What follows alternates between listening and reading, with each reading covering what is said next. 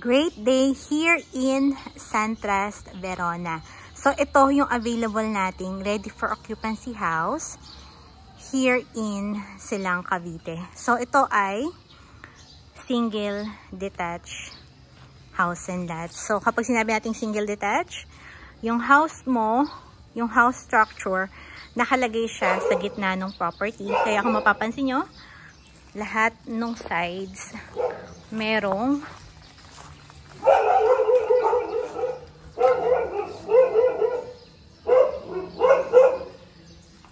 may aso. Hindi na ako dumaan doon. Basta lahat ng sides merong lote na pwede mong gawing garden. So ito ay complete finish na. Yan. So meron na tayong tiles na 60 by 60. This is a standard turnover kaya wala siyang balcony. Pero kapag premium kinuha mo, may balcony ka dyan sa labas. So, ito yung ating turnover unit. So, meron tayo ditong sliding door. Kaya kung gusto mong, malamig dito sa Silang. Tagaytay weather na to eh. So, yan, di ba? Buksan mo lang. Hindi mo na kailangan mag-electric fan. Actually, summer na, pero ang lamig dito. Ang sabi nga ng client ko, ang lamig ng weather. Ayan. Hindi mo na rin kailangan, since malalaki yung window niya, hindi mo na kailangan, di ba, mag-ilaw, maliwanag. Walang nakabukas sa ilaw, pero maliwanag. So, ito na yung pinaka-turnover niya. Meron ka ditong area for your ref.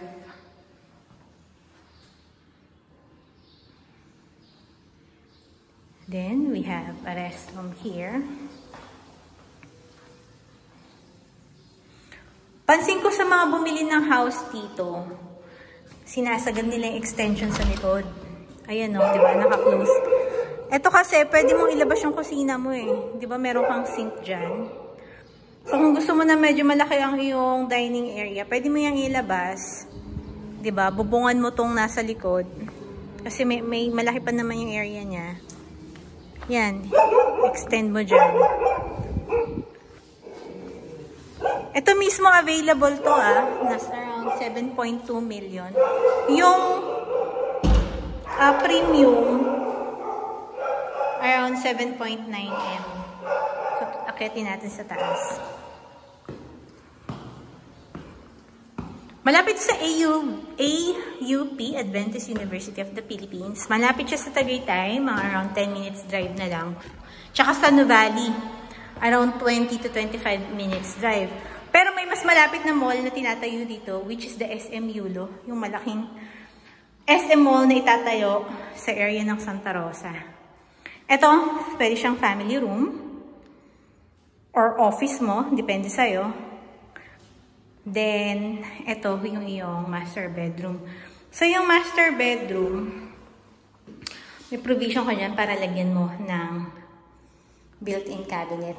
So, ito, may maliit siya na balcony para kapag manginit, diba, bubuksan mo na lang.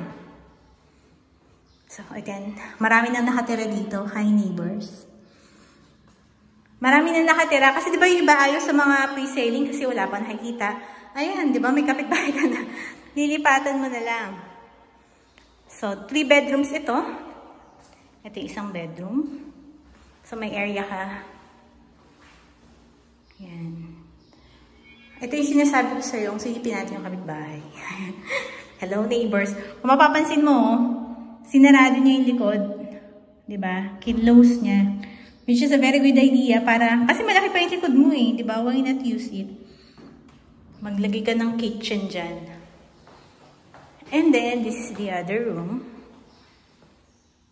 Yan. So, 3 bedrooms ito. Ang idea pa nga nung client ko kanina, isara na lang to eh. Kasi diba kung wala ka namang use for a family room, kasi kung retirement home nga naman siya, you don't need to have a office area. So pwede mong i-close to para mas malaki yung iyong master bedroom. So that's it. If you want to personally visit this house, let me know. And send ko rin sa'yo yung sample computation. Goodbye!